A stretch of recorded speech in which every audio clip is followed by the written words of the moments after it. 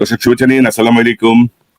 আপনাদের সবাইকে স্বাগত জানাচ্ছি আজকের অনুষ্ঠানে। আমি কনক সারোয়ার। দর্শক যেমনটি শিরোনাম দেখছিলেন যে ডক্টর মাহমুদুর রহমান সপ্তাহ দুয়েক আগে রাওয়া ক্লাবে একটি অনুষ্ঠানে একটি কিনোট পেপার পড়েছেন। সেই কিনোট পেপারে তিনি 4টি প্রস্তাব সহ তিনি বলেছেন যে বাংলাদেশে স্বৈরাচারী হাসিনার মতো, ফ্যাসিস্ট হাসিনার মতো কোন শাসকের উত্থান ঠেকাতে তিনি রাষ্ট্রপতি শাসিত সরকারের প্রতি গুরুত্ব আরোপ করেছে। বিষয়টি ব্যাপক আলোচিত। সে বিষয়টি নিয়ে আমরা বিস্তারিত কথা বলবো। পাশাপাশি ভারত পাকিস্তানের বর্তমান যে পরিস্থিতি, সেই পরিস্থিতিতে বাংলাদেশের উপর এর যে প্রভাব এবং সার্বিক যে বাংলাদেশের যে অবস্থা, সবগুলো বিষয় নিয়ে আমরা কথা বলতে চাই। আমি যেমনটি বলছিলাম, আমার সঙ্গে যোগ দিচ্ছেন আপনাদের অত্যন্ত প্রিয় মানুষ, দৈনিক আমার দেশ পত্রিকার সম্পাদক। আসসালামু আলাইকুম প্রিয় দর্শক, কথা বলছেন আমাদের সবার পরিচিত প্রিয় মুখ, অত্যন্ত সাহসী সাংবাদিক ডক্টর কনক সারোয়ার। আমরা সরাসরি ভিডিও স্ক্রিনে চলে যাব, সেখানে তার আজকের এই বিশেষ লাইভটি দেখে আসবো। তো চলুন আমরা সরাসরি ভিডিও স্ক্রিনে চলে যাই, সেখানে আজকে লাইভের মূল অংশ থেকে আসি। সবগুলো বিষয় নিয়ে আমরা কথা বলতে চাই। আমি যেমনটি বলছিলাম, আমার সঙ্গে যোগ দিচ্ছেন আপনাদের অত্যন্ত প্রিয় মানুষ, দৈনিক আমার দেশ পত্রিকার সম্পাদক, সাবেক জ্বালানি উপদেষ্টা, বিনিয়োগ বোর্ডের চেয়ারম্যান ডক্টর মাহমুদুর রহমান। মাহমুদ ভাই, আপনাকে স্বাগত জানাচ্ছি আজকের অনুষ্ঠানে। ধন্যবাদ কনক সারোয়ার। আসসালামু আলাইকুম, কেমন আছেন আপনি? ইমাম ভাই, ওয়ালাইকুম আসসালাম। আমি ভালো। আপনি তো এখন টার্কিতে আছেন, আমি যতটুকু জানি আপনি টার্কির ইস্তাম্বুল তেজারত ইউনিভার্সিটিতে একটি কিনোট পেপার পড়েছেন আমাদের জুলাই বিপ্লবকে নিয়ে। সে বিষয়টি নিয়ে একটু সংক্ষেপে যদি বলেন, তারপর আমরা আপনার এই রাষ্ট্রপতি শাসিত সরকারের প্রস্তাবনাটা নিয়ে একটু বিস্তারিত জানতে চাই। আসলে এটা খুব ভালো হয়েছে যে ইস্তাম্বুলের একটা ইউনিভার্সিটি বাংলাদেশের জুলাই বিপ্লব নিয়ে একটা সেমিনারের আয়োজন করেছে, এবং গত শনিবারে এটা ছিল, আজকে শনিবার, গত শনিবারে ছিল 2 দিন ব্যাপী, শনিবার এবং রোববার। এবং সেখানে 2জন কিনোট স্পিকার ছিলেন, তার মধ্যে একজন আমি ছিলাম, আরেকজন ছিলেন ডক্টর ইয়াসিন আক্তাই। ডক্টর ইয়াসিন আক্তাই টার্কির একজন বড় একাডেমিক স্কলার এবং তিনি প্রেসিডেন্ট এরদোগানের উপদেষ্টা। তো আমরা আমাদের মতো করে জুলাই বিপ্লবকে ব্যাখ্যা করেছি সেখানে। এবং এছাড়া 2 দিন ব্যাপী অনুষ্ঠানে অনেকগুলো পেপার ছিল। বাংলাদেশের অনেকে এসেছিলেন, বাংলাদেশ থেকে আরো কিছু ভিসিরা যোগ দিয়েছিলেন, বেশ কিছু ইউনিভার্সিটির ভাইস চ্যান্সেলররা এসেছিলেন, এবং এখানে যারা ছাত্র তারাও যোগদান করেছিল সেখানে। আর বাংলাদেশের যিনি অ্যাম্বাসেডর টার্কিতে, তিনি উপস্থিত ছিলেন। তো আমার কাছে ভালো লাগলো এই জন্য যে এই প্রথম বোধহয় একটা অন্য বিদেশে কোথাও বাংলাদেশের জুলাই বিপ্লব নিয়ে এই ধরনের একটা একাডেমিক সেমিনার হলো। তো আমি মনে করি যে এটা তুরস্কে হওয়াতে ভালো হয়েছে, মুসলিম কান্ট্রি, সেখানে বাংলাদেশের জুলাই বিপ্লব নিয়ে হলো। এবং আমি আশা করি যে এখন তুরস্কের দেখা দেখি অন্যান্য দেশেও হতে পারে, অন্যান্য ইউনিভার্সিটিতেও এটা হওয়া সম্ভব বলে আমি মনে করি। এবং এখানে আমরা জুলাই বিপ্লবের যে স্পিরিট ছিল, কেন এই বিপ্লব হলো, এবং এই বিপ্লব যে কেবল ফ্যাসিবাদের বিরুদ্ধে ছিল না, ভারতীয় সাম্রাজ্যবাদের বিরুদ্ধেও ছিল, এই বিপ্লব যে বিপ্লবের মাধ্যমে আমরা যে আমাদের স্বাধীনতা পুনরুদ্ধার করেছি, এই বিষয়গুলো আলোচিত হয়েছে। আমাদের খুব দুর্ভাগ্য যে ধরেন মাত্র 8 মাসের মধ্যে কিন্তু জুলাই বিপ্লবের ইতিহাস নিয়ে নানা রকমের টানা পড়ে, নানা রকমের বিকৃতি কিন্তু শুরু হয়ে গেছে। কিন্তু এই জুলাই বিপ্লব এত ইমিডিয়েট একটা ঘটনা, 1 মাস পরেই আপনি বলবেন যে এখানে ছিল না, ওইখানে ছিল, এইটা করছে না, ওইটা করছে। তো এটা নিয়ে আসলে একটা যদি একটা তথ্য প্রমাণ ভিত্তিক একটা দলিল দাঁড় করাতে পারতাম, পৃথিবীর সব জায়গায় কিন্তু অনেক জায়গায় পারতেও হইতে পারতো যে বিপ্লব হিসেবে কিন্তু এটা আমরা নিতে পারতো আর কি। আমি যে পেপারটা দিয়েছি, এটার শিরোনামটা এরকম ছিল, the political philosophy of July revolution. মানে আমি রাজনৈতিক দর্শনটা বলার চেষ্টা করেছি আর কি, আমার সাধ্যমতো। নিশ্চয়ই এটা নিয়ে আমরা আপনার কপিটা পাঠাইলে আমরা হয়তো এটা নিয়ে পরে আরেকটা করতে পারি, যে জুলাই বিপ্লবের রাজনৈতিক দর্শন, এটা আলোচনায় আসা দরকার। তো মাহমুদ, আপনি এই সপ্তাহ দুয়েক আগে আপনার সঙ্গে আসলে সময় হচ্ছিল না আপনার, যে প্রস্তাবটা আপনি দিয়েছেন যে রাষ্ট্রপতি শাসিত সরকার, যে স্বৈরাচার ঠেকানোর জন্য। কিন্তু আমরা তো ধরেন দেখি যে রাষ্ট্রপতি শাসিত সরকারই স্বৈরাচারের উত্থান ঘটে নর্মালি পৃথিবীর বিভিন্ন দেশ বা বাংলাদেশেরও যে এক্সাম্পল।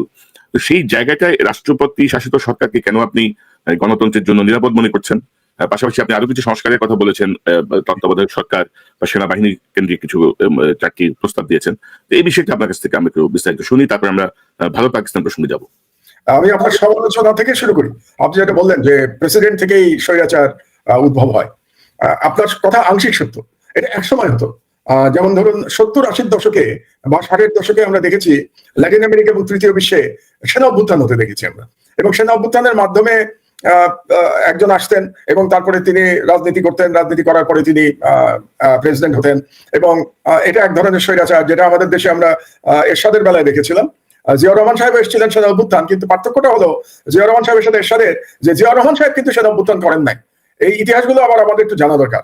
যে সেনা অভ্যুত্থান করেছিল সেনাবাহিনীর একটা একাংশ শেখ মুজিবের বাকশালের বিরুদ্ধে, এবং তারপরে বাকশালের পতন হয় এবং শেখ মুজিবুর রহমান নিহত হওয়ার পরে খন্দকার মুশতাক ক্ষমতায় এসেছিলেন। আমাদের এটা মনে স্মরণে রাখা দরকার। এবং তারপরে আরেকটি সেনা অভ্যুত্থান হয়েছিল, সেই সেনা অভ্যুত্থান করেছিল খালেদ মোশাররফ, এবং সেই সেনা অভ্যুত্থান ব্যর্থ হয়েছিল 7ই নভেম্বর সিপাহী জনতার বিপ্লবের মধ্য দিয়ে। তো জিয়াউর রহমান যদিও সেনা প্রধান হিসেবে তিনি রাজনীতিতে এসেছিলেন, কিন্তু তিনি কিন্তু কখনো সেনা অভ্যুত্থান করেন নাই, এবং তিনি প্রকৃতপক্ষে আবার গণতন্ত্র ফিরিয়ে দিয়েছিলেন। এরশাদ যখন এসেছিল ক্ষমতায়, সে কিন্তু একটা নির্বাচিত প্রেসিডেন্টের বিরুদ্ধে সেনা অভ্যুত্থান করে ক্ষমতায় এসেছিল। কারণ সাত্তার সাহেব সেনা অভ্যুত্থানের মাত্র 3 মাস আগে নির্বাচিত হয়েছিলেন। আপনাদের মনে থাকার কথা যে 1981 সালের নভেম্বরের নির্বাচনে সাত্তার সাহেব বিজয়ী হয়েছিলেন, জাস্টিস সাত্তার, এবং এরশাদ সেনা অভ্যুত্থান করেছিল মার্চ মাসে, 82 সালে মার্চে। তো এরপরে আমরা জানি যে বাংলাদেশে স্বৈরতন্ত্র হয়েছিল, এবং তারপরে গণবিপ্লবের মধ্যে 1990 সালের বিপ্লবের মধ্যে দিয়ে এরশাদের পতন ঘটে। তো আমি যেটা বলছিলাম আপনাকে, যে বিগত শতাব্দীতে এটা একটা ট্রেন্ড ছিল যে সেনাবাহিনী থেকে অভ্যুত্থান করে একটা স্বৈরতন্ত্র তৈরি করা। এবং আর একটা সমালোচনা আছে যে প্রেসিডেন্ট হলে পরে তাকে সরিয়ে অভ্যুত্থান করে সেনা অভ্যুত্থান করা সহজ। কিন্তু পৃথিবী পাল্টে গেছে, আমাদের মনে রাখতে হবে যে এখন পৃথিবী পাল্টে গেছে। এখন কিন্তু সেনা অভ্যুত্থানের সময় আর নাই, 1 নম্বর। 2 নম্বর হচ্ছে যে বাংলাদেশে আমরা যে রাষ্ট্রপতি শাসনের কথা আমার প্রস্তাবে আমি বলেছি ওই দিন রাওয়াতে, ওই ধরনের রাষ্ট্রপতি শাসিত কিন্তু বাংলাদেশে আজ পর্যন্ত হয়নি। আমি কোন রাষ্ট্রপতি শাসিতের কথা বলেছি এটা একটু ব্যাখ্যা করা দরকার, এবং ভালো হয়েছে যে আপনি প্রশ্নটা উত্থাপন করেছেন। আমি মার্কিন যুক্তরাষ্ট্রের মতো, কিংবা তুরস্কের মতো, কিংবা ফ্রান্সের মতো রাষ্ট্রপতি শাসিত সরকার বলেছি। আপনি মার্কিন যুক্তরাষ্ট্রে যদি আমরা দেখি, ওখানে কি হয়? ওখানে একজন প্রেসিডেন্ট নির্বাচিত হন জনগণের প্রত্যক্ষ ভোটে, এবং তিনি মাত্র 2 টার্ম নির্বাচিত হতে পারেন। সেটা পরপর হতে পারে কিংবা গ্যাপ দিয়েও হতে পারে। যেমন আমরা যদি ক্লিন্টনের ক্ষেত্রে দেখি, ক্লিন্টন পরপর 2 বার প্রেসিডেন্ট হয়েছিলেন, ওবামা পরপর 2 বার প্রেসিডেন্ট হয়েছিলেন। কিন্তু ট্রাম্পের ক্ষেত্রে আমরা দেখেছি 1 বার প্রেসিডেন্ট হয়েছেন, 1 বার নির্বাচনে হেরে গেছেন, এবার 2য় বার প্রেসিডেন্ট হয়েছেন, এবং তিনি আর 3য় বার প্রেসিডেন্ট হতে পারবেন না। কাজেই তার পক্ষে, মার্কিন কোন প্রেসিডেন্টের পক্ষে কোন স্বৈরতন্ত্র, কোন ফ্যাসিজম তৈরি করা সম্ভব না, 1 নম্বর। 2 নম্বর হচ্ছে যে মার্কিন যুক্তরাষ্ট্রে, আপনার দেশের কথাই বলি, প্রেসিডেন্টের ক্ষমতার সঙ্গে কি বলে কংগ্রেসের ক্ষমতার একটা ভারসাম্য আছে। যেমন আপনি বাজেটের কথাই ধরুন, আমেরিকাতে কি হয়? একটা বাজেট তৈরি করে প্রেসিডেন্ট, বাজেট তৈরি করবার পরে এটাকে পাঠানো হয় কংগ্রেসের কাছে, কংগ্রেসে এটা নিয়ে আলোচনা হয়, এবং কংগ্রেসে ওই বাজেট কিন্তু পাস হতে হবে। ওই বাজেট যদি কংগ্রেসে পাস না হয়, তাহলে $1 মার্কিন প্রেসিডেন্ট খরচ করতে পারবেন না। এবং কংগ্রেস কি করতে পারে, তারা যদি প্রেসিডেন্টের বাজেট অ্যাকসেপ্ট না করে, তারা ফিরিয়ে দিতে পারে এটাকে হোয়াইট হাউসে। তখন প্রেসিডেন্ট কি করেন, আবার সেই নতুন করে একটা বাজেট তাকে তৈরি করতে হয়। তার মানে একটা বাজেটের পয়সা খরচ করতেও কংগ্রেসের অনুমোদন লাগে, বা আমি অন্যভাবে বলতে পারি প্রেসিডেন্ট এবং কংগ্রেস 2 দলের অনুমোদন লাগে। এবং দুটা কোনো ব্যক্তি না, কিন্তু দুটা ইনস্টিটিউশন। কংগ্রেস তো কোনো ব্যক্তি না, কংগ্রেস একটা ইনস্টিটিউশন।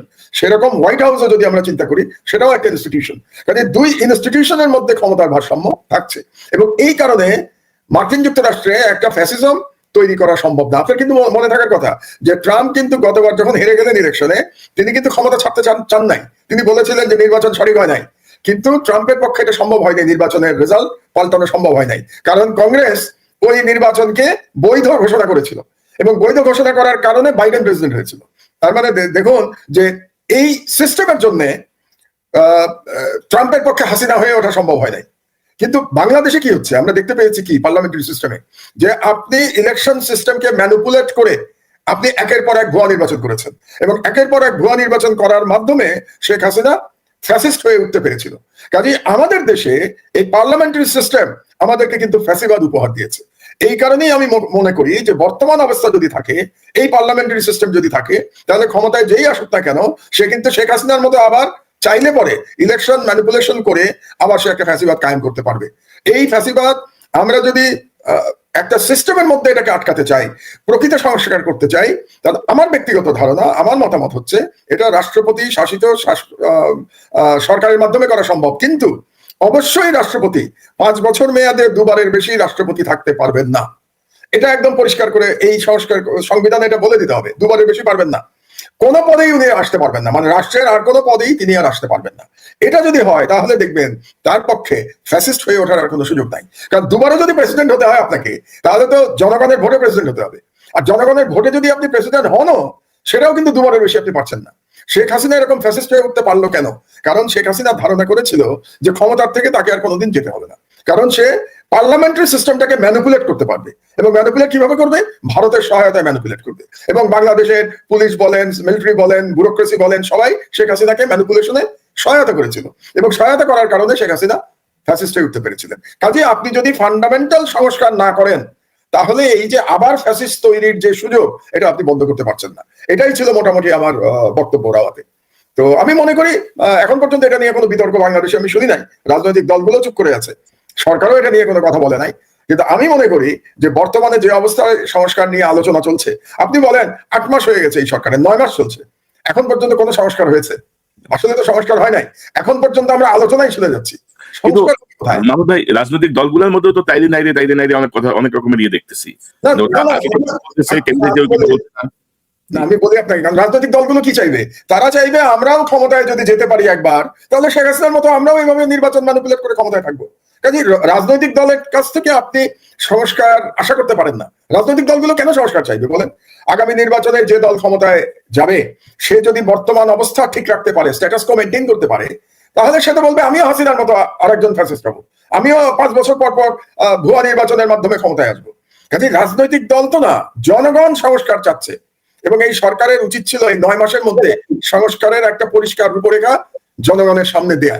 কিন্তু আমি অত্যন্ত দুঃখের সাথে বলছি যে এখন পর্যন্ত সরকার আলাপ আলোচনা ছাড়া কোন কংক্রিট প্রপোজাল আপনার আমার কাছে তো দিতে পারে নাই। অন্তত আমি তো জানি না যে সরকারের কংক্রিট প্রপোজালটা কি। তারা কি পার্লামেন্টারি সিস্টেমই রাখবে, ওয়েস্টমিনস্টার স্টাইল? যদি রাখে তাহলে তারা কি সংস্কার করবে? তারা কি প্রেসিডেন্সিয়াল ফর্মে ফিরে যাবে? যদি ফিরে যায় তাহলে সেই ফর্মটা কি হবে? আমি যেমন একটা শুধু প্রেসিডেন্সিয়াল ফর্ম তো বলি নাই, আমি তার সাথে বলেছি মার্কিন যুক্তরাষ্ট্রের মতো একটা ক্ষমতার ভারসাম্যমূলক প্রেসিডেন্সিয়াল ফর্ম। কার সঙ্গে ভারসাম্য? কংগ্রেসের সাথে ভারসাম্য, আমাদের দেশে পার্লামেন্টের সাথে ভারসাম্য। আমি তো একটা রূপরেখা আমার মতো করে আমি দিয়েছি, সরকার তো এখন পর্যন্ত কোনো রূপরেখা জনগণের কাছে উপস্থাপনই করে নাই। এবং আমার ব্যক্তিগত ধারণা যেভাবে চলছে, তাতে করে আদৌ কোনো সংস্কার হবে কিনা এটা নিয়েই তো আমি সন্দিহান হয়ে যাচ্ছি। না, এবং সরকার যে পদ্ধতিতে যাচ্ছে সংস্কারের, মানে আমার যেটা মনে হচ্ছে যে সরকার নিজেরাও ধরেন মানে বিভিন্ন রকম ব্লেম গেম খেলতেছে, অমুক চায় না, তমুক হয় না, এটা হয় না, ওটা। আরে ভাই, আপনাদের বসানো হয়েছে এরকম একটা অভ্যুত্থানের পরে, আপনি আপনার মতো করে সিদ্ধান্ত নিয়ে আগান, জনগণ উইল ডিসাইড, তাই না? এই জায়গাটা আমার মনে হয় যে তারাও একটু অন্যরকম গেম খেলছে কিনা আমার মনে একটু সন্দেহ না, এটা কেন হচ্ছে এটা বোঝেন কনক।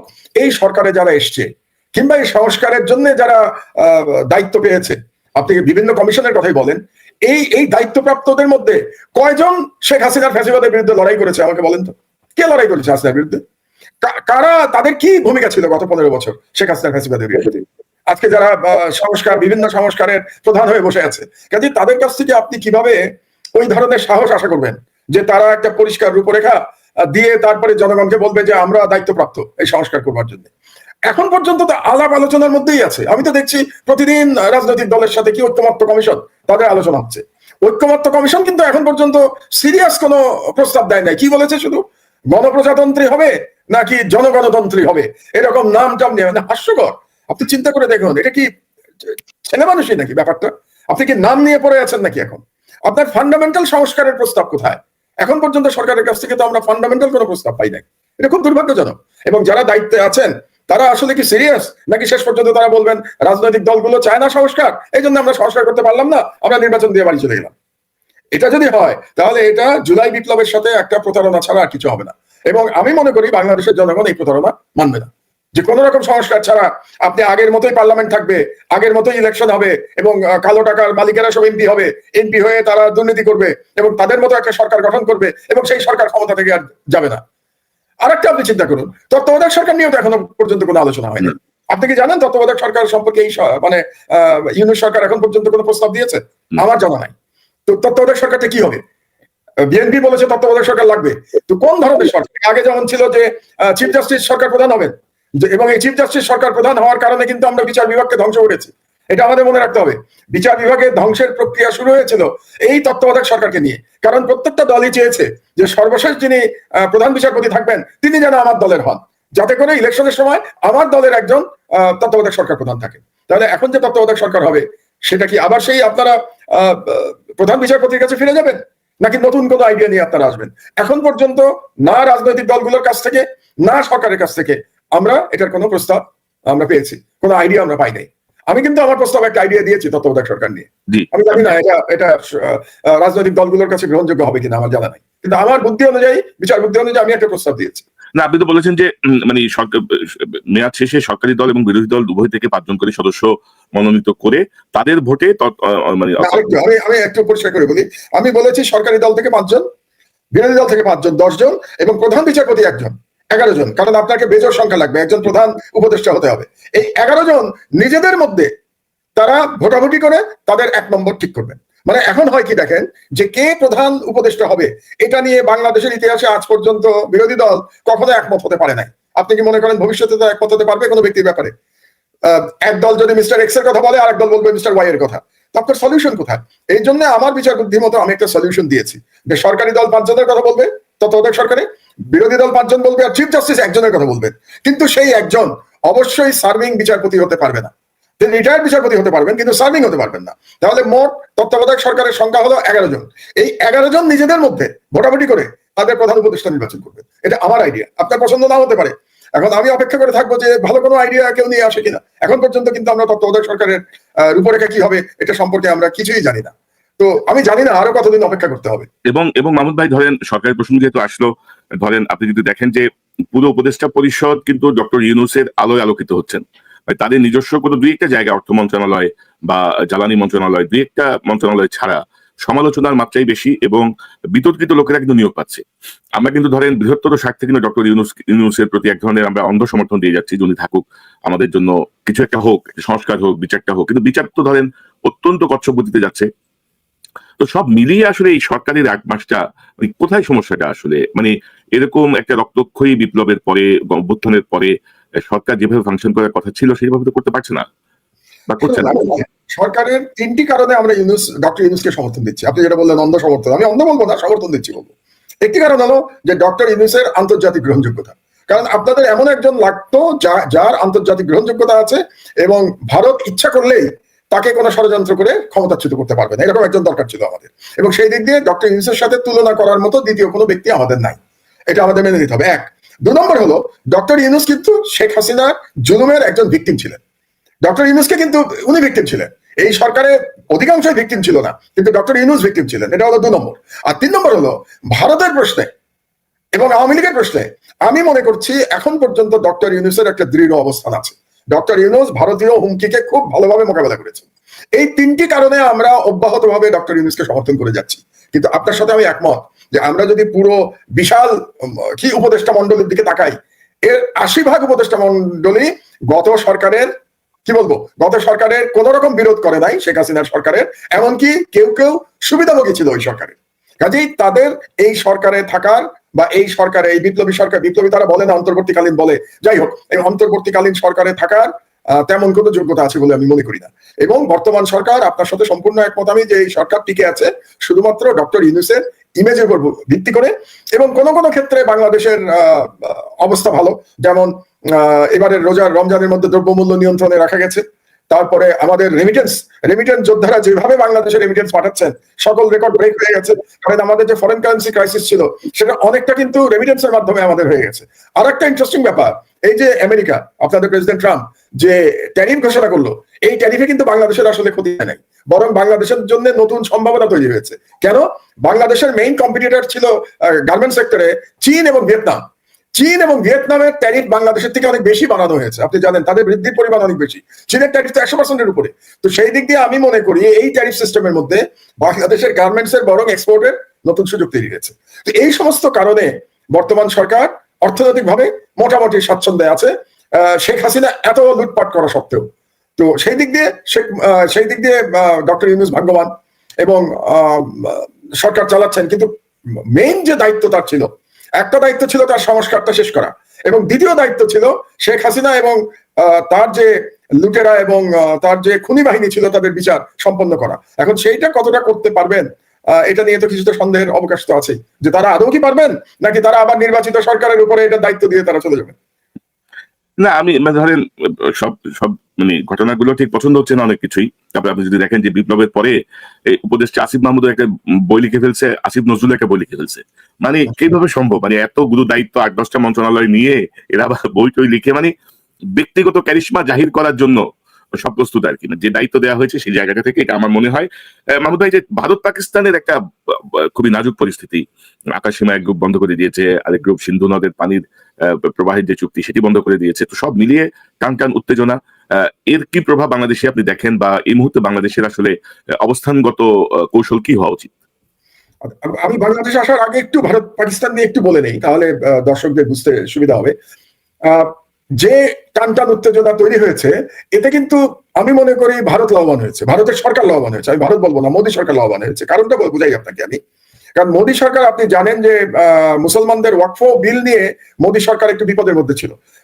ওয়াকফ বিলের মাধ্যমে মোদী যেটা চাচ্ছিল যে সেই শত শত বছর ধরে মুসলমানদের যে সম্পত্তিগুলো ছিল বিভিন্ন কাজে, যেমন ধরেন মাদ্রাসা কিংবা মসজিদে যে সব সম্পত্তি দান করে গেছে আগের মানুষজনেরা, সেই সম্পত্তিগুলো দখল করার একটা প্রক্রিয়া শুরু করেছিল মোদী সরকার। কিন্তু সেটা সুপ্রিম কোর্টে গিয়ে আটকে গেছে এবং এই ইস্যুটা নিয়ে মোদী সরকার খুবই বিব্রত করা পরিস্থিতিতে পড়েছিল। এবং আপনাকে বলে রাখি, এটা সুপ্রিম কোর্ট ওই বিলটাকে স্টে করেছে, মানে ওয়াকফ সম্পত্তি কেড়ে নেওয়ার যে বিল পাশ করেছিল মোদী সরকার পার্লামেন্টে, সেটা স্টে করেছে এবং আগামী মাসের সম্ভবত 6 তারিখে এটা নিয়ে শুনানি হওয়ার কথা ভারতীয় সুপ্রিম কোর্টে। এরকম একটি অবস্থায় এই কাশ্মীরের এই সন্ত্রাসী ঘটনায় ভারত সরকার কি করতে পারছে? এক হচ্ছে যে সংখ্যালঘু মুসলমানদের বিরুদ্ধে আবার তাদের ক্যাম্পেইন তারা শুরু করতে পেরেছে এবং মুসলমানদের বাড়িঘর ভেঙে দেওয়া হচ্ছে কাশ্মীরে, এবং অন্যান্য জায়গায় মুসলমানরা খুব ভীত সন্ত্রস্ত জীবনযাপন করছে। তার মানে রাজনৈতিকভাবে বিজেপি আবার এটাকে ব্যবহার করতে পারছে, এটা একদিকে। আর 2 নম্বর হলো যে ওই বিল নিয়ে যে বিপদের মধ্যে ছিল, সেই বিপদ থেকেও এখন মানুষের নজর সরে গেছে। মানুষের নজর কিন্তু ওই বিলের দিকে ছিল, মানে মোদী সরকারের ব্যর্থতার দিকে ছিল। ওই নজরটা মোদী সরকার এখন সরে গেছে।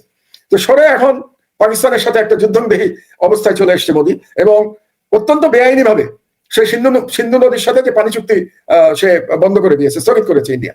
1960 সালের পানি চুক্তি সে এটাকে স্থগিত করেছে। কিন্তু আমার যেটা ধারণা যে ইন্ডিয়া পাকিস্তানের মধ্যে যুদ্ধ কিন্তু হবে না। কেন যুদ্ধ হবে না আমি আপনাকে বলি। কারণ 2 দলেরই অ্যাটমিক বোমা রয়েছে, আণবিক বোমা রয়েছে 2 দলের কাছে। এবং যখন দুটো রাষ্ট্রের কাছে আণবিক বোমা থাকে, তখন আপনি দেখবেন সেই 2 রাষ্ট্র কখনো একে অপরের সাথে সর্বাত্মক যুদ্ধে জড়ায় না। কারণ আণবিক বোমার যে যুদ্ধ, সেই যুদ্ধে কিন্তু কেউই বিজয়ী হয় না, 2 দলই পরাজিত হয়। ধ্বংস হয়ে যাবে। তো ধরেন পাকিস্তান আরম্ভ মারলো ইন্ডিয়ার উপরে, ইন্ডিয়া আবার মারলো পাকিস্তানের উপরে, তো 2 দেশই তো ধ্বংস হয়ে যাবে। শুধু 2 দেশ কেন, পুরো দক্ষিণ এশিয়া ধ্বংস হয়ে যাবে। কাজে যুদ্ধ যতটা আপনি দেখছেন, আসলে আমার মনে হয় না যুদ্ধ পর্যন্ত এটা গড়াবে। একটু সীমান্তে গোলাগুলি হতে পারে, 2 দলেরই 2-4 জন সৈনিক কি বিমান বাহিনীর পাইলট মারা যেতে পারে, কিন্তু যেটাকে আমরা সর্বাত্মক যুদ্ধ বলি, সেটা হবে না বলেই আমার ধারণা। এটা গেল পাকিস্তান ইন্ডিয়া প্রসঙ্গ। এখন বাংলাদেশে কি হচ্ছে দেখেন, বাংলাদেশের 2টো বিপদ হয়েছে। একটা হচ্ছে ইন্ডিয়াতে এখন এর আগে থেকেই বাংলাদেশ বিরোধী প্রচারণা চলছিল, হাসিনার পতনের পর থেকেই সেই প্রচারণা ইদানিং বেড়ে গেছে। এবং আপনি জানেন ইন্ডিয়ার কোন মিডিয়া, যেটাকে গদি মিডিয়া বলে, কারণ এগুলি সরকারের দালাল মিডিয়া, এই সমস্ত মিডিয়াতে ওই কাশ্মীরের ওই ঘটনার সাথে বাংলাদেশকে জড়িত করার অপচেষ্টাও করা হয়েছে এবং মিথ্যা প্রচারণা করা হয়েছে ইন্ডিয়ান মিডিয়াতে একটা। এবং বাংলাদেশে নাকি এখন কথিত বাংলাদেশিদের উপরে তাদেরকে গ্রেফতার করা হচ্ছে। আজকেরই খবর আপনাকে বলি, মোর দ্যান 1000-1000-এর উপরে কথিত বাংলাদেশিকে গ্রেফতার করেছে ভারত, যাদেরকে বলা হচ্ছে যে তারা নাকি পাসপোর্ট ভিসা ছাড়া ভারতে গিয়ে অবস্থান করছিল। কেন করছিল আমি জানি না, কিন্তু বাংলাদেশের বিরুদ্ধে একটা সর্বাত্মক প্রচারণা ইন্ডিয়া শুরু করেছে। 1 2 হলো আমাদের সাথে যে গঙ্গা পানি চুক্তি, এটা কিন্তু 2026 সালে শেষ হয়ে যাবে। তো আমরা যদি ভারতের চরিত্র দেখতে পাই পাকিস্তানের সাথে সিন্ধু পানি চুক্তি স্থগিত করার মাধ্যমে, তাহলে আমাদের জন্য কিন্তু দুশ্চিন্তার কারণ আছে। ভারত দেখবেন গঙ্গা পানি চুক্তি নিয়েও টাল বাহানা শুরু করবে। আমি ভবিষ্যৎ বলে রাখছি আপনাদেরকে, জানি না 2026 সালে ইউনূস সাহেব থাকবেন অথবা নতুন গণতান্ত্রিক সরকার ক্ষমতায় আসবে কিনা, কিন্তু সেই সরকারকে অবশ্যই ভারতের এই গঙ্গা পানি চুক্তি নিয়ে ভারতের সাথে আবার নতুন করে লড়াই করতে হবে। এবং ওরকম অবস্থা আমি একটা দেখতে পাচ্ছি। এবং যেহেতু ভারত এখন কথিত বাংলাদেশিদের বিরুদ্ধে অভিযান চালাচ্ছে ভারতে, আমি প্রস্তাব করব এই সরকারের কাছে যে বাংলাদেশেও যে সমস্ত ভারতীয়রা তাদের কাগজপত্র ছাড়া বাংলাদেশে আছে, এবং আমরা জানি অবৈধভাবে অনেক ভারতীয় বাংলাদেশে আছে, আমরা এমনও জানি যে অনেক ভারতীয় ভুয়া ন্যাশনাল আইডি কার্ড নিয়ে বাংলাদেশে আছে, বাংলাদেশে বিভিন্ন জায়গায় তারা চাকরি করছে, এদের বিরুদ্ধে আমাদের অভিযান চালানো উচিত। এবং যেহেতু বাংলাদেশের বিরুদ্ধে এই ধরনের মিথ্যা প্রচারণা চলছে, কাজে বাংলাদেশ সরকারের উচিত হবে এখনই বাংলাদেশেও একই রকম অভিযান পরিচালনা করা, প্রত্যেকটা ইন্ডাস্ট্রিগুলিতে দেখা যে সেখানে কোনো ভারতীয় নাগরিক অবৈধভাবে চাকরি করছে কিনা, কিংবা বিভিন্ন ডিস্ট্রিক্টেও আমাদের এগুলো দেখা উচিত। এবং বিশেষ করে আমি মনে করি সেন্সিটিভ জায়গা যেগুলো আছে, আমাদের যে সমস্ত মানে সিকিউরিটির দিক দিয়ে সেন্সিটিভ জায়গা, সে সমস্ত জায়গা আমাদের নজরদারি বাড়ানো উচিত। কারণ যে কোনো সময় ভারত বাংলাদেশে একটা অঘটন ঘটানোর চেষ্টা করতে পারে। তবে মাহমুদ ভাই, ধরেন বাংলাদেশে আমরা যেটা দেখছি যে মানে আমরা কার্যকরভাবে কিন্তু ইন্ডিয়ান এই গদি মিডিয়ার যে প্রচারণা, সেই প্রচারণার কোনো কাউন্টার আমাদের মিডিয়া কিন্তু করছে না। আমাদের মিডিয়া কিন্তু ধরেন বাংলাদেশ কিন্তু আমার দেশ ছাড়া অন্য কোনো পত্রিকায় কিন্তু এর কোনো কাউন্টার নেই। আমাদের টেলিভিশন গুলো বা আমাদের ধরেন সরকার নিয়ন্ত্রিত টেলিভিশন থেকে শুরু করে বেসরকারি টেলিভিশন কারোরই কোনো কিন্তু প্রতিক্রিয়া আমরা দেখছি না। তো এটা আমাদের জন্য একটা, আমি বলবো একটা, কেন হচ্ছে না আমি বুঝতে পারছি না আর কি। আসলে এখনো আসলে মিডিয়াগুলো তো আসলে স্বাধীন না, মিডিয়াগুলোর মধ্যে এখন হাসিনার লোকজন তো পূর্ণ বিক্রমে বসা, এবং তারা মনে হয় যেন এই বিষয়গুলো কাউন্টার করতে দিচ্ছে না, যেটা কাউন্টার হওয়া উচিত। পাশাপাশি ধরেন আরো কিছু বিতর্কিত বিষয় ঘটছে, যেটা নিয়ে ধরেন আপনার পত্রিকাতেও নিউজ হয়েছিল, সন্তোষ শর্মা কালবেলা সম্পাদক, তাকে নিয়ে এক ধরনের মাতামাতি চলছে। আমি বুঝলাম না যে কেন সবাই তাকে নিয়ে, তাকেই আপনার এত হাইলাইটেড করতে হবে। তার বিরুদ্ধে সুনির্দিষ্ট অভিযোগ আছে, আপনার পত্রিকাতেই ছাপা হয়েছে। আমরা লিড নিউজ করেছি, আমরা লিড নিউজ করেছি। রিমান্ডে যিনি নির্যাতন করতেন ইসলামিক নেতাদের, রাজনৈতিক দলগুলোর নেতাদের উপরে, তাকে নিয়ে তার বিরুদ্ধে মামলাও হয়েছে। সেই প্রসিডিংসে না যে তাকে নিয়ে এখন লুফে নেওয়ার একটা চেষ্টা দেখছি আমরা, মানে এগুলো খুবই দুর্ভাগ্যজনক আমাদের জন্য। পাশাপাশি আপনার বিরুদ্ধে একটা মামলা হয়েছে, মানে স্বাধীন বাংলাদেশে আপনার বিরুদ্ধে একটি প্রথম মামলা হয়েছে। বাংলাদেশের প্রথম মামলা আর কি, প্রথম মামলা। বাংলাদেশে আমি কিন্তু জেল খেটেছি। সেটা ধরেন মামলা একটা অদ্ভুত ব্যাপার দেখছি, যে ধরেন মেঘনা গ্রুপ একটা করাপ্টেড গ্রুপ, এবং ৭১ টেলিভিশন তারা চালিয়েছে টানা ধরেন ১০-১২ বছর। ৭১ টেলিভিশন দিয়ে তারা এই ফ্যাসিজমকে শক্তিশালী করেছে, বিরোধী দলকে ভারতের দালালি করেছে, সরাসরি ভারতের দালালি করেছে। এবং ৫ই আগস্টের পরে আসলে বিএনপির কিছু নেতার বদন্যতায় বা বিনিময়ে, অনেক কিছুর বিনিময়ে ৭১ টিভি চালু ছিল। তো সেই ৭১ টিভির যে মেঘনা গ্রুপের যে মালিকানা, সেই মালিকানা নিয়ে আপনি রিপোর্ট করেছেন আপনার পত্রিকায়, সেটি নিয়ে মামলা হয়েছে। এবং আনফরচুনেটলি আমি দেখলাম যে আপনি যেটি বলছিলেন যে স্বাধীন বাংলাদেশে যে আপনি জেল খেটেছেন, তখন কিন্তু আমরা কোনো সহযোগিতা দেখি নাই, উদার কোনো দৃষ্টিভঙ্গি দেখি নাই। আপনার মামলা কোর্ট একসেপ্ট করে নিয়েছে, সেখানে কিছু দেখি নাই। পাশাপাশি কিন্তু আমি যদি দেখি যে বিতর্কিত সাংবাদিক ধরেন মুন্নি সাহা বা আরো অনেককেই কিন্তু পুলিশ অ্যারেস্ট করে আনে, সেখান থেকে আবার ছেড়ে দেওয়া হয়। তো এই যে অবস্থাটা আপনি কিভাবে দেখেন আর কি? এবং প্রথম আলো বা রিলিজটা নিয়ে আমরা যখন কথা বলেছি, আমি, ইলিয়াস, পিনাকিদা, আমরা যখন কথা বলেছি, তখন বিএনপি মহাসচিবের গণমাধ্যমের উপর হস্তক্ষেপ, স্বাধীনতার হস্তক্ষেপে একেবারে যানপরাণ বের হয়ে গেছে। তো এখন আমি মানে বিএনপি বা রাজনৈতিক দল বা সুশীল সমাজের কোনো প্রতিক্রিয়া কি আমার দেশ পেয়েছে, বা আপনি এই বিষয়টাকে কিভাবে দেখেন আপনার মতো করে জানি? প্রথমে আমি একটু ভারতের বিরুদ্ধে যে আমাদের বুদ্ধিবৃত্তিক লড়াই, আপনি যেটা দুঃখ করছিলেন যে বাংলাদেশের অধিকাংশ টেলিভিশন এবং প্রিন্ট মিডিয়া এটা করছে না, তো আমি কিন্তু এতে হতাশ নই। কেন হতাশ নই জানেন? এই ভারতের বিরুদ্ধে যে লড়াই বা ফ্যাসিবাদের বিরুদ্ধে যে লড়াই, এই গত ১৫ বছর ধরে, বিশেষত গত ৫ বছর ধরে, তো আমি বলবোই, আপনারা তো কয়েকজন চালিয়ে গেছেন সোশ্যাল মিডিয়াতে। আপনি করেছেন, পিনাকি করেছে, ইলিয়াস করেছে, এরকম ডক্টর তাজ হাসমি করেছেন, এবং আরো এরকম কয়েকজন তো আপনারা চালিয়ে গেছেন সোশ্যাল মিডিয়াতে। তখন তো বাংলাদেশের মিডিয়া তো একেবারেই গদি মিডিয়ার মতো ভারতের সব হাসিনার মিডিয়া ছিল এবং ভারতীয় মিডিয়া ছিল। কিন্তু শেষ পর্যন্ত আপনারাই সফল হয়েছেন, এবং আপনারা কিন্তু আজ পর্যন্ত লড়াই চালিয়ে যাচ্ছেন। আমার ভরসার জায়গাটা সেখানেই কোনো, যতক্ষণ পর্যন্ত আপনাদের মতো মানুষেরা সোশ্যাল মিডিয়াতে এভাবে সাহসের সাথে লড়াই চালিয়ে যেতে পারবেন ভারতীয় হেজেমনি আর এই হাসিনার ফ্যাসিবাদের বিরুদ্ধে, ততক্ষণ পর্যন্ত আমি আশাহত হব না। এটা হলো আমার ১ নম্বর কথা। এবং আপনাদেরকে আমি ধন্যবাদ জানাই যে আপনারা এত চাপের মধ্যে থেকেও, এবং কোন রাজনৈতিক দল আপনাদের পাশে এসে দাঁড়ায় নেই, এটা সত্ত্বেও আপনারা আপনাদের লড়াই, আদর্শ আপনারা অক্ষুণ্ণ রাখতে পেরেছেন। আর দ্বিতীয় যে কথাটা, বাংলাদেশে দেখুন, এই যে আপনি যাদের কথা বললেন, প্রথম আলো বিরুদ্ধে পিনাকি কিছু কথা বলেছিল, ইলিয়াস কিছু কথা বলেছিল, এবং এক ধরনের শান্তিপূর্ণ প্রতিবাদ হচ্ছিল, এবং সে কারণে বাংলাদেশের বৃহত্তম দলের মহাসচিব অত্যন্ত মানে আবেগের বশবর্তী হয়ে তিনি অনেকগুলো কথা বলেছিলেন। কিন্তু আমার দেশের বিরুদ্ধে মামলা হয়েছে, এ ব্যাপারে কিন্তু কারো মুখে এখন পর্যন্ত কোনো কথা আপনি নিশ্চয়ই শোনেন নাই, আমিও শুনি নাই। তবে জনগণ কিন্তু দাঁড়াচ্ছে, সারা দেশে জনগণ এটার প্রতিবাদে মাঠে নেমেছে। আর এই মামলাটা নিয়ে আমি মামলার মেরিট নিয়ে কিছু বলতে চাই না, কারণ এটা সাবজুডিস। শুধু আপনাকে একটা কথা বলে রাখি, আমরা যে নিউজটা ছাপিয়েছি মেঘনা গ্রুপের বিষয়ে, সেটা কিন্তু সরকারি নথি থেকে, আমরা কোনো কমেন্ট করি নাই, মানে কোনো সাংবাদিকের কোনো কমেন্ট সেই নিউজের মধ্যে নাই। প্রত্যেকটা ইনফরমেশন সরকারি নথি থেকে আমরা কোট করেছি, যেটা সাংবাদিকের দায়িত্ব, যে সরকার মেঘনা গ্রুপের বিরুদ্ধে তদন্ত চালাচ্ছে। তো আপনি একজন সাংবাদিক হিসেবে কনক, আপনি খুব পুরনো সাংবাদিক, বাংলাদেশের কোনো গ্রুপের বিরুদ্ধে সরকার যদি তদন্ত চালায়, তো আপনি সেটা প্রকাশ করবেন না আপনার মিডিয়ায়? তো এটা তো আপনার কর্তব্য প্রকাশ করা। এই প্রকাশ করার জন্য আমার দেশের বিরুদ্ধে, আমার বিরুদ্ধে এবং আমার কলিগদের বিরুদ্ধে মামলা হয়েছে। তো আমাকে তো মামলার ভয় দেখিয়ে লাভ নাই। ৫ বছর তো জেল খেটেছি, কোন মামলার সংখ্যা তো আমার ১২৫টা, তো না হয় আরো একটা মামলা হলো, তাতে আমার কি যায় আসে, আমি কোর্টে দেখবো। কিন্তু মজার ব্যাপার অন্য জায়গায়, আপনি শুনলে অবাক হবেন। এই যে মামলাটা হয়েছে, মামলার সমন আমার কাছে আসা এবং নিউজের যেদিন ছাপা হয়েছে, তার মধ্যে কয়দিন গ্যাপ ছিল জানেন? মাত্র ৫ দিন। মানে আজকে মামলা হয়েছে, ৫ দিনের মধ্যে সেই আজকে নিউজ ছাপা হয়েছে, ৫ দিনের মধ্যে সেই নিউজ কোর্টে আমলে নিয়ে আমার বিরুদ্ধে সমন ইস্যু করা হয়ে গেছে। আপনি কি মনে করেন বাংলাদেশের কোন মামলার ক্ষেত্রে এটা সম্ভব? কিন্তু এই ক্ষেত্রে এটা হয়েছে। আচ্ছা, আপনি ভাবুন তো যে মেঘনা গ্রুপের তো টাকার কোনো অভাব নাই, মানে তদন্ত যে পরিমাণ টাকার হচ্ছে এটা চিন্তা করলে তো আমাদের অজ্ঞান হওয়ার অবস্থা। 1 লক্ষ কোটি টাকার কথা বলা হচ্ছে যে কর ফাঁকি কিংবা মানি লন্ডারিং এর পরিমাণ 1 লক্ষ কোটি টাকা। সেখানে মেঘনা গ্রুপের জায়গায় যদি কোনো দরিদ্র ব্যক্তি মামলা করতো, তার মামলা কি 4 দিনের মধ্যে বাংলাদেশের কোনো আদালত গ্রহণ করতে বলে আপনার ধারণা? কিন্তু বাংলাদেশের এই আদালত 4 দিনের মধ্যে শুধু মামলা গ্রহণ করে নাই, সমন পর্যন্ত আমার অফিসে পাঠিয়ে দিয়েছে। এবং যখন সমন পাঠিয়েছে তখন আমি টার্কিতে, তখন আমি ছিলাম না বাংলাদেশে। এটা গেল একটা। আরেকটা দেখুন, মানে এটাই হচ্ছে সব থেকে দুর্ভাগ্যজনক ব্যাপার, যে তার মানে বিচার বিভাগের পরিবর্তন তো কিছু হয় নাই। এখনো তো বিচার বিভাগ শক্তিশালী মানুষের কথায় ওঠে আর বসে। তা না হলে তো এই ধরনের কাজ হতে পারতো না, 5 দিনের মধ্যে সমন ইস্যু হয়ে যেত না, তাই না? এবং আরো ব্যাপার আছে, আপনি কি করবেন? আপনি যদি কোনো মানে নিউজে আপনি আপত্তি থাকে, তাহলে প্রথম কি করবেন? আপনি প্রতিবাদ পাঠাবেন। সেই প্রতিবাদ ছাপা না হলে আপনি কি করবেন? আপনি প্রেস কাউন্সিলে যাবেন। প্রেস কাউন্সিলে যদি বিচার না পান, কাহার পরে আপনি আদালতে যাবেন। এটাই তো সিস্টেম, আমরা তো তাই জানি। অবাক হবে শুনলে, এই নিউজের কোনো প্রতিবাদ কিন্তু আসে নাই আমাদের কাছে। প্রতিবাদ আসার আগেই মামলা রুজু হয়ে গেছে। শুধু মামলা রুজু হয় নাই, মামলা অ্যাকসেপ্টেড হয়ে গেছে, মামলা কগনিজেন্সে নিয়ে সমন ইস্যু হয়ে গেছে। কোর্ট থেকেও জিজ্ঞাসা করা হয় নাই যে আপনি কি প্রতিবাদ দিয়েছেন? তো প্রতিবাদ দিলে প্রতিবাদ কোথায়?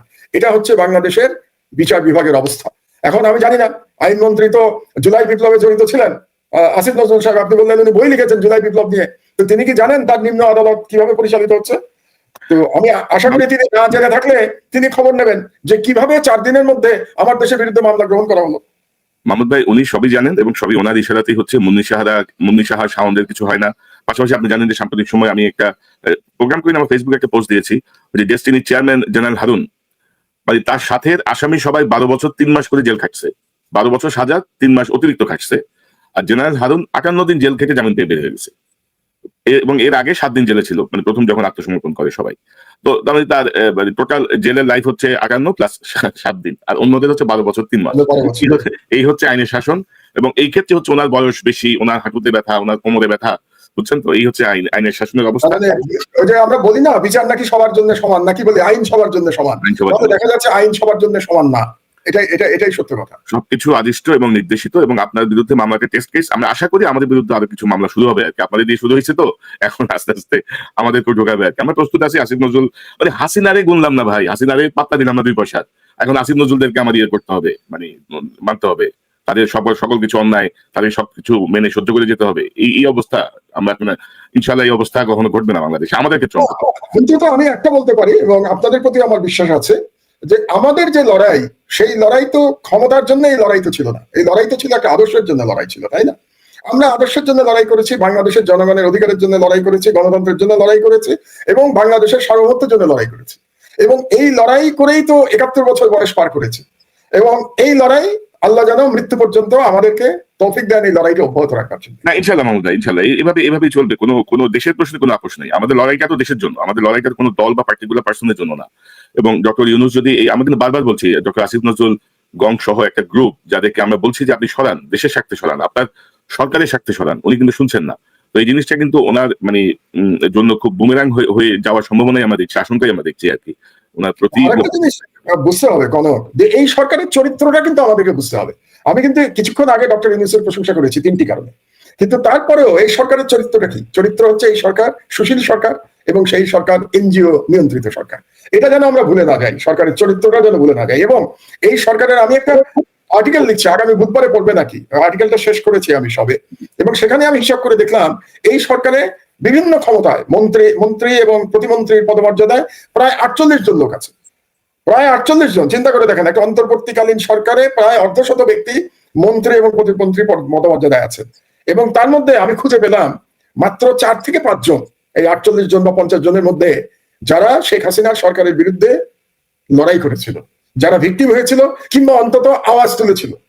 90% শেখ হাসিনার সরকারের সময় হয় নীরব ছিল অথবা সুবিধাভোগী ছিল। তো that is the character of this government. আমরা এটা যেন ভুলে না যাই। কিন্তু দুর্ভাগ্যবশত, আপনি কি রাজনৈতিক যে সরকার আসবে ইলেকশনের পরে, আপনি কি মনে করেন তারা আসলেও এই সুশীলদের খপ্পর থেকে তারা বেরোতে পারবে? আপনি তো একটু আগে আপনি যে প্রশ্নটা করলেন, আমি অন্যদিকে চলে গেছিলাম সন্তোষ শর্মা নিয়ে। এই সন্তোষ শর্মার মতো লোকদের নিয়ে তো এখনই টানাটানি শুরু হয়েছে, তাই না? আমরা বিএনপির অনুষ্ঠানেও তাকে দেখতে পাচ্ছি, আবার জামাতের অনুষ্ঠানেও তাকে দেখতে পাচ্ছি।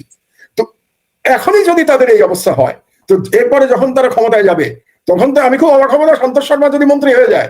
আমি আপনাকে বললাম কারণ এটা যদি মনে করে ভবিষ্যতের গণতান্ত্রিক সরকার যে সন্তোষ শর্মাকে মন্ত্রী করলে ভারত খুশি হবে, তাহলে আপনি অবাক হবেন না যে সন্তোষ শর্মাকে মন্ত্রী বানিয়ে দেবে, কারণ ভারতকে খুশি রাখতে হবে।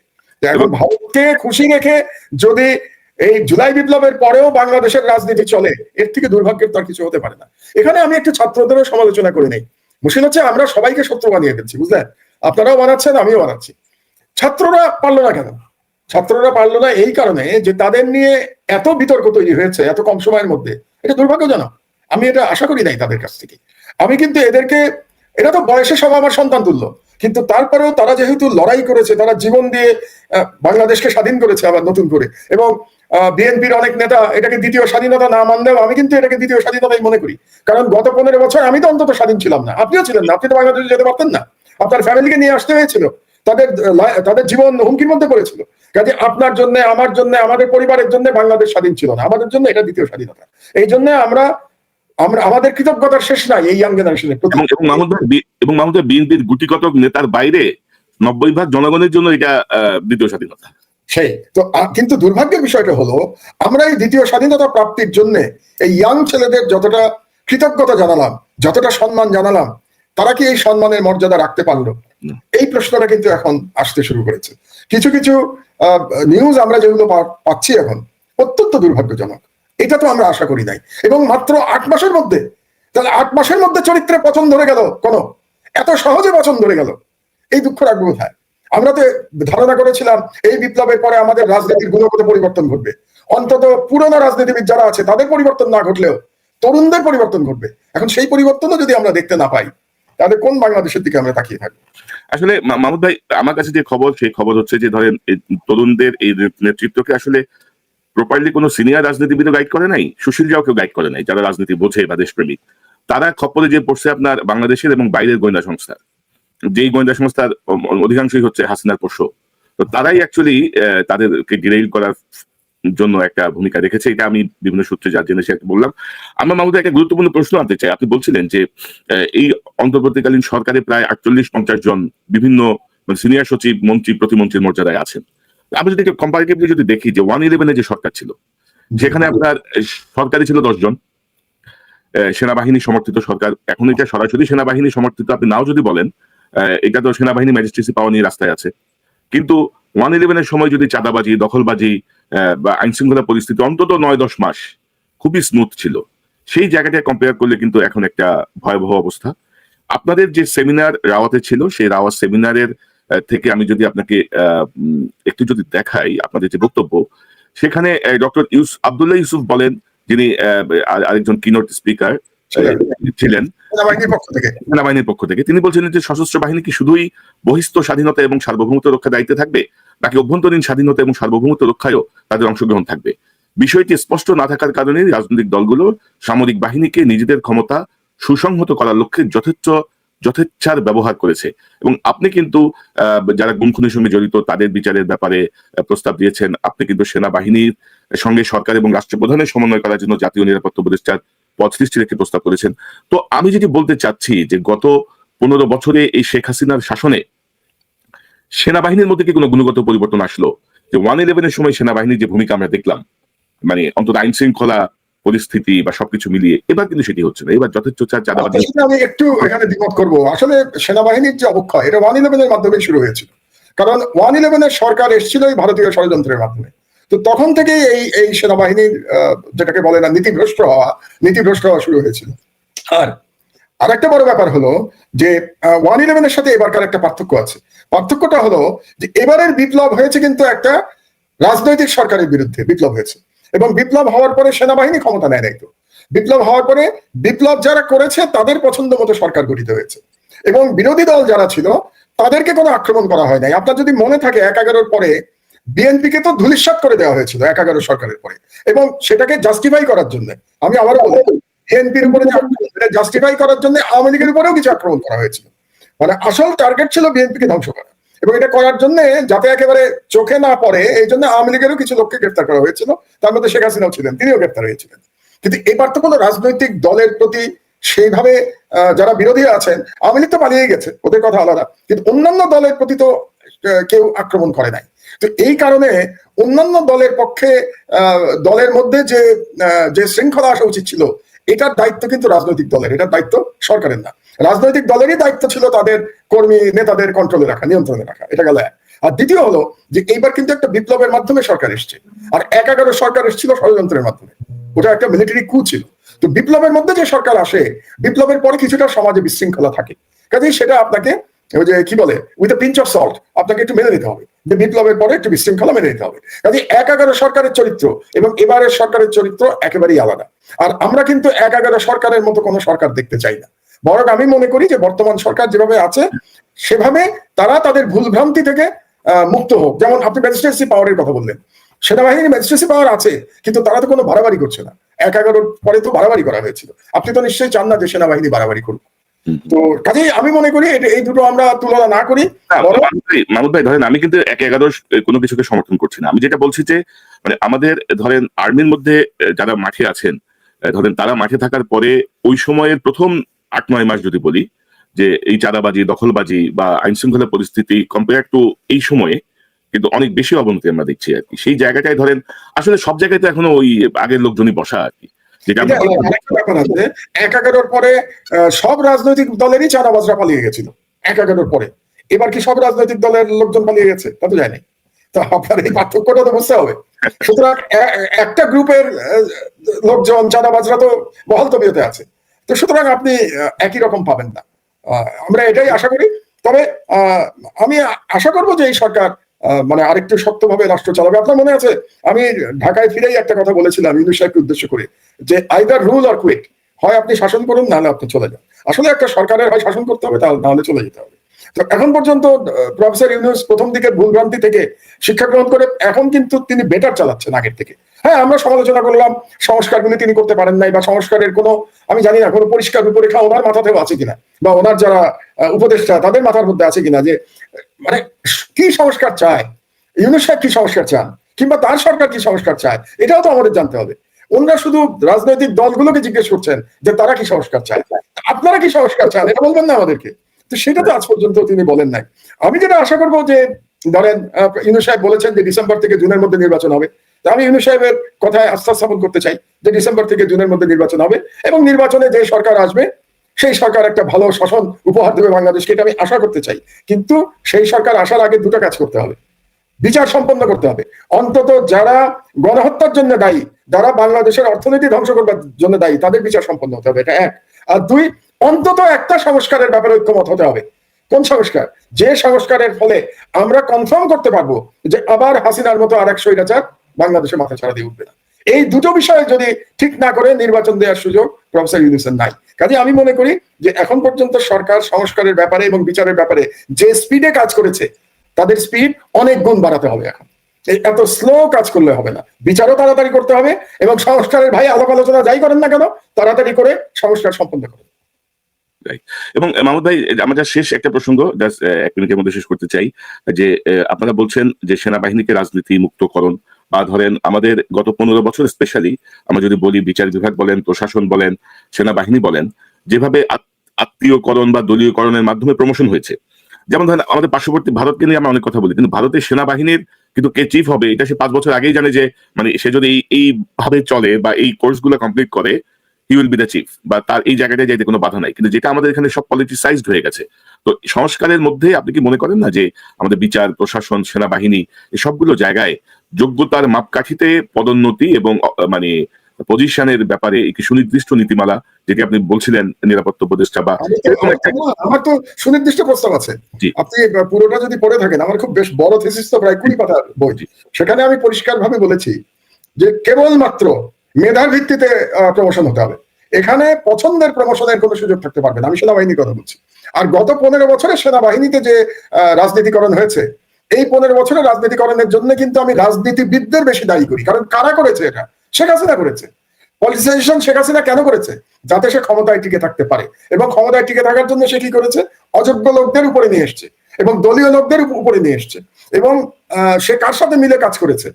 ভারতের গোয়েন্দা সংস্থার সাথে মিলে কাজ করেছে, তাই না? আপনার তো মনে আছে, আপনার এখানেই টকশোতে একজন জেনারেল পরিষ্কার ভাবে বলে গেছিল যে ভারতীয় নির্দেশ ছাড়া বাংলাদেশে সেনাপ্রধান নিয়োগ প্রাপ্ত হয় না। বাংলাদেশে সেনাপ্রধান কে হবে এটা দিল্লি ঠিক করে দেয়। আপনার তকশোতে বলে গেছে, লিখিত চুক্তি করতে হয় ওদের সাথে, এটা আপনার তকশোতে বলে গেছে। তাহলে এই যে পরিস্থিতি, এটা তো সেনাবাহিনী করে নাই, এটা করেছে ভারত এবং হাসিনা মিলে। তার মানে এই যে পলিটিসাইজেশনের কথা আমরা যেটা বলছি, এটা কিন্তু করেছে রাজনীতিবিদরা, এটা করেছে হাসিনা ক্ষমতায় টিকে থাকার জন্য, নিজে ফ্যাসিস্ট হয়ে উঠবার জন্য। সেখানে সেনাবাহিনীর ব্যর্থতা কোনখানে? সেনাবাহিনী এটাকে মেনে নিয়েছে, এটা হচ্ছে সেনাবাহিনীর ব্যর্থতা। সেনাবাহিনী কেন মেনে নিয়েছে এটারও ব্যাখ্যা আমি দিয়েছি আমার বক্তব্যে। মেনে নিয়েছে কারণ বিডিআর হত্যাকাণ্ড। আমার ব্যক্তিগত ধারণা, বিডিআর হত্যাকাণ্ড ওভাবে যদি না হতো এবং সেই দিন যদি সেনাবাহিনী এই বিডিআর যারা হত্যাকাণ্ড চালিয়েছিল তাদের বিরুদ্ধে অ্যাকশন নিত, তাদের ব্রাদার এবং তাদের পরিবারকে বাঁচানোর জন্য তারা অ্যাকশনে যেত এবং শেখ হাসিনাকে ইগনোর করতো, তাহলে বাংলাদেশের সেনাবাহিনীর ইতিহাস অন্যভাবে লেখা হতো। এবং যেহেতু ওই বিডিআর বিদ্রোহে 57 জন দেশপ্রেমিক সেনা অফিসারকে হত্যা করতে পেরেছিল ষড়যন্ত্রকারীরা, সেটা দেশি হোক বিদেশি হোক, তাদের পরিবারকে ধ্বংস করেছিল, বিডিআর কে ধ্বংস করেছিল। এবং এর মাধ্যমে কি হয়েছে দেখেন, সেনাবাহিনীর মেরুদণ্ড ভেঙে দেওয়া হয়েছিল। এটা হলো আমার ব্যক্তিগত অ্যানালিসিস। এবং মেরুদণ্ড ভেঙে দেওয়ার ফলে কি হয়েছিল দেখেন, যারা এরপরে প্রতিবাদ জানিয়েছিল এই বিডিআর হত্যাকাণ্ডের বিরুদ্ধে, তাদের কি হয়েছে? তাদেরকে চাকরি থেকে বের করে দেওয়া হয়েছে। শুধু তাই না, তাদেরকে ভয় দেখানো হয়েছিল, ইন্ডিয়ান আর্মি কিন্তু অ্যাটাক করবে তোমরা যদি হাসিনাকে সাপোর্ট না করো। তাহলে আপনি একেবারে প্ল্যান্ড ওয়েতে, পরিকল্পিতভাবে বাংলাদেশ সেনাবাহিনীর মরাল ভেঙে দিয়েছিলেন। তো এটার জন্য শুধু সেনাবাহিনীকে তো আমি দায়ী করতে পারি না, সেনাবাহিনীকে দায়ী করবো অতটুকুই যে তারা সাহস করে এটার প্রতিবাদ করে নাই। তারা যদি অ্যাজ অ্যান ইনস্টিটিউশন এটার প্রতিবাদ করতো, তাহলে শেখ হাসিনা এইভাবে 15 বছর তার ফ্যাসিস্ট শাসন ব্যবস্থা চালাতে পারতো না। তো কাজেই আমি ওখানেই এই প্রস্তাবটাই করেছি এবং এই কারণেই আমি বলেছি, যদি আপনার সেনাবাহিনীর রাজনীতিকরণ ঠেকাতে হয় তাহলে বাংলাদেশের সরকার ব্যবস্থার পরিবর্তন করতে হবে। সরকার ব্যবস্থার পরিবর্তন মানে আমি বলেছি প্রেসিডেন্সিয়াল ফর্মে আসতে হবে। এবং প্রেসিডেন্সিয়াল ফর্মে এসে প্রেসিডেন্ট যখন সরাসরি সেনাবাহিনীকে নিয়ন্ত্রণ করতে পারবেন, এবং কোন প্রেসিডেন্ট? যিনি জনগণের ভোটে নির্বাচিত হবেন, সেরকম একটি প্রেসিডেন্ট যখন সেনাবাহিনীর গার্ডিয়ানের ভূমিকা পালন করতে পারবেন, আমার মনে হয় তখন আমরা একটা সাহসী এবং দেশপ্রেমিক সেনাবাহিনী তৈরি করতে সক্ষম হব। কাজে আপনি রাষ্ট্রের যদি সংস্কার না করেন, মানে রাষ্ট্র ব্যবস্থার সংস্কার যদি না করেন, তাহলে আমার আর্গুমেন্ট হচ্ছে যে আপনি সেনাবাহিনীর সংস্কার করতে পারবেন না। আপনি শুধু সেনাবাহিনীর সংস্কার আলাদাভাবে করতে পারবেন না যতক্ষণ না পর্যন্ত আপনি রাষ্ট্র ব্যবস্থার সংস্কার করতে পারবেন। এটাই হচ্ছে আমার মূল কথা। ওটাই। এখন ধরেন আমরা আসলে জুলাইয়ের বিপ্লবের মধ্য দিয়ে যেই সুযোগটা পেয়েছি, সুযোগটা যদি আমরা কাজে লাগাতে না পারি, আর ডক্টর ইউনূস যদি কচ্ছপ গতিতে মানে ওনার এই কি বলবো অকর্মণ্য এক গ্রুপ উপদেষ্টাদেরকে নিয়ে যদি এগোতে থাকেন, আসলে এই বিপ্লবের ধারাও ব্যাহত হবে এবং আমরা আমাদের কাঙ্ক্ষিত লক্ষ্যেও আসলে পৌঁছাতে পারবো না। ডক্টর মাহমুদুর রহমান, আপনাকে অসংখ্য ধন্যবাদ। আমরা অনেক মূল্যবান আলোচনা শুনলাম আপনার কাছ থেকে। সংশ্লিষ্ট জায়গায় যদি একটু বোঝে বিষয়গুলো ভালো, না বুঝলে আসলে তো কিছু করার নাই। পরিস্থিতি যেদিকে যাচ্ছে, 8-9 মাসে যে এত শ্লথ গতিতে যাচ্ছে, এটা কোনোভাবেই কাম্য না। কারণ মানুষও আস্তে আস্তে অধৈর্য হয়ে যাবে। শুধু দ্রব্যমূল্য নিয়ন্ত্রণে রাখা বা বিদ্যুতের নিরবিচ্ছিন্ন বিষয়টা হয়তো মানুষকে খুশি রাখছে, কিন্তু ওভারঅল জায়গাটায় যদি সংস্কার না হয় তাহলে মূল লক্ষ্যই আমাদের ব্যাহত হবে, সেটি আমরা চাই না। মহোদয়, আপনাকে অসংখ্য ধন্যবাদ। নিশ্চয়ই আপনি যদি একটু নিয়মিত আসেন, একটু নিয়মিত বিরতিতে, আমার গ্যাপটা অনেক বেশি হয়ে যাচ্ছে আপনার সাথে। আমি একটু ব্যস্ততার মধ্যে ছিলাম, তবে একটা শেষ কথা বলতে চাই আমি। জুলাই বিপ্লবের উদ্দেশ্য কিন্তু এই নিরবিচ্ছিন্ন বিদ্যুৎ কিংবা দ্রব্যমূল্য নিয়ন্ত্রণ ছিল না। জুলাই বিপ্লবের প্রকৃত উদ্দেশ্য ছিল রাষ্ট্রে এমন একটা সংস্কার করা, যে সংস্কারের মাধ্যমে শেখ হাসিনার ফ্যাসিবাদ আর কোনোদিন যেন বাংলাদেশে মাথাছাড়া দিয়ে উঠতে না পারে এবং ভারতীয় হেজেমনি যেন আবার বাংলাদেশে কোনোভাবে প্রবেশ করতে না পারে। এটাই ছিল political philosophy of July revolution. আমরা যেন এটা ভুলে না যাই। কাজেই প্রধান দুটো কাজ আপনি যদি না করেন, আমি ডক্টর ইউনূসকে উদ্দেশ্য করে বলছি, প্রধান দুটো কাজ আপনি যদি না করে আপনি ক্ষমতা থেকে বিদায় নেন, তাহলে আমি বলবো আপনি আপনার দায়িত্ব পালন করতে পারেন নাই। কাজেই এই সংস্কার এবং শেখ হাসিনার বিচার, এটা শেষ করে ডক্টর ইউনূসকে যেতে হবে, এবং তাহলে আমরা বলবো যে জুলাই বিপ্লবের শহীদের রক্ত বৃথা যায় নাই। জি, আপনাকে অসংখ্য ধন্যবাদ। দর্শক, এতক্ষণ যে অনুষ্ঠান শুনলেন, নিশ্চয়ই আপনি আলোচনা মর্মার্থ উপলব্ধি করতে সক্ষম হবেন। অনেকগুলো প্রসঙ্গ নিয়ে আমরা কথা বললাম। আমাদের মূল লক্ষ্য দেশ, কোনো দল ব্যক্তি কারো প্রতি অনুরাগ বা বিরাগের বশবর্তী হয়ে আমরা কোনো কাজ করছি না, আমরা কিছু বলছি না। আমরা যা বলছি আমাদের দেশের মঙ্গলের জন্য। যে 1400 ছাত্র জীবন দিয়েছে, যে প্রায় 400-500 অন্ধ হয়ে গেছে, 400-500 পঙ্গু হয়ে গেছে, তাদের যেই পরিকল্পনা এই দেশকে ঘিরে, আমরা যদি একটি সংস্কার বা ফ্যাসিবাদের বিচার সম্পন্ন করতে না পারি, তাহলে সকল লক্ষ্যই ব্যাহত হবে, যে ডক্টর মাহমুদুর রহমান বলছিলেন। এবং আমার মনে হয় যে এই গুরু দায়িত্ব নিয়ে ডক্টর ইউনূসের আরো দ্রুত গতিতে কাজ করা উচিত। যেসব উপদেষ্টা কাজ করতে পারছে না, যাদেরকে নিয়ে ইতিমধ্যে বিতর্ক তৈরি হয়েছে, তাদেরকে ঘাট ধরে বের করে দেওয়া উচিত এবং বাংলাদেশকে নতুন বাংলা আসসালামু আলাইকুম। দেশ কিংবা দেশের বাইরে যে যেখান থেকে বসে ভিডিওটি দেখলেন সবাইকে অনেক অনেক ধন্যবাদ এবং ভালোবাসা জানাচ্ছি। প্রিয় দর্শক, আপনারা দেখলেন যে কথা বললেন আমাদের সবার পরিচিত প্রিয় মুখ অত্যন্ত সাহসী সাংবাদিক ডক্টর কনক সরোয়ার। কথা বললেন আমাদের সবার পরিচিত প্রিয় মানুষ, প্রিয় ব্যক্তি, আমার দেশ পত্রিকার সম্পাদক, সাবেক জ্বালানি উপদেষ্টা ডক্টর মাহমুদুর রহমান। তিনি কথা বললেন বাংলাদেশের বর্তমান পরিস্থিতি নিয়ে কথা বললেন। গত বছর 5ই আগস্টের পর সরকার উৎখাত হওয়ার পর দেশ রর মাধ্যমে এখনো চলছে, এখনো ভারতে প্রেসক্রিপশনে দেশ চলছে। এই যে জনাব তারেক রহমান দেশে আসলেন, তার মা মৃত্যু শয্যায় সাজ্জিত। যখন বলা হলো দেশে আসার জন্য, দেশের মানুষ যখন তাকে আহ্বান করলো, ফেসবুক পোস্ট করলেন যে দেশে আসা আমার একক সিদ্ধান্ত নয়, তাহলে তিনি তখনও দেশে আসার নিরাপত্তা তিনি পাচ্ছিলেন না, এরকম একটি অবস্থা।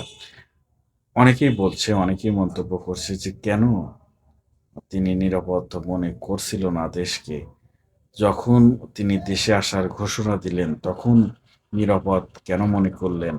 বা তারপরেই তো তিনি দেশে আসার ঘোষণা দিয়েছিলেন। তখন অনেকেই বলছে যে না, তিনি ভারতের সাথে মিট করেই, ভারতের সাথে বৈঠক করেই দেশে আসছে। এ হচ্ছে অবস্থা। ভারত জানে যে আগামীর প্রধানমন্ত্রী হচ্ছে জনাব তারেক রহমান, এবং তারেক রহমানের মাধ্যমেই শেখ হাসিনাকে বাংলাদেশে ফেরাবো এবং আওয়ামী লীগকে ফেরাবো। এমন আলোচনা সমালোচনা বিভিন্ন টক শোতে হচ্ছে, বিভিন্ন টক শোতে আমরা দেখতে পারছি। প্রিয় দর্শক, রাষ্ট্রপতি শাহাবুদ্দিন চুন্টু ভারতের তাস হিসাবে তিনি এখনো সাবেক প্রধানমন্ত্রী যাকে বলা হয়, এবং সাবেক স্বৈরাচার প্রধানমন্ত্রী বলা চলে শেখ হাসিনা, তারও তিনি দাসত্ব করতেন, তিনি এখনো বহাল রয়েছে। চুম্পুকে বহাল রেখে কি সংস্কার হলো আপনারা দেখতেই পারছেন, এতদিনে কিছুই পরিবর্তন হয় নাই। যাই হোক, সবাই ভালো থাকবেন, সুস্থ থাকবেন। আজকের মতো এখানে শেষ করছি, আবারও দেখা হবে ইনশাল্লাহ। আসসালামু আলাইকুম।